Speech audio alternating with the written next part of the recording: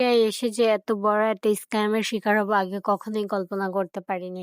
আজকে এত সুন্দর একটা মন নিয়ে ফ্রেশ মাইন্ড নিয়ে আরকি বাসা থেকে বের হইছি। ভাবছি একটু ফুচকা খাবো। কারণ এখানে এসে পর্যন্ত আমি এখনো ফুচকা খাইনি।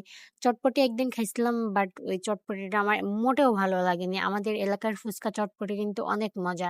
মানে এইখানে এসে আমি তেমন তৃপ্তি সহকারে ফুচকা চটপটি কিছুই খাইতে পারিনি।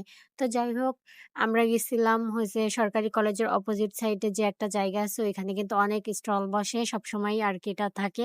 তো ওইখানে গেছিলাম একটু ভেলপুরি খাওয়ার জন্য। ওইখানে গিয়ে ভেলপুরি অর্ডার দিছি। খাওয়ার পর আমার অলরেডি বমি চলে আসতেছিল। মানে এত বাজে কি বলবো? আর সবকিছুই বাসি। ওদের খাবারের মান একটুকু ভালো না। তো যাই হোক তারপর আবার চলে আসছি এখানে বার্গার খাওয়ার জন্য। ভাইয়া বলল যে বার্গারটার প্রাইস নাকি ৳৬০, এটা নাকি প্রচুর পরিমাণে চিকেন আরকি থাকবে।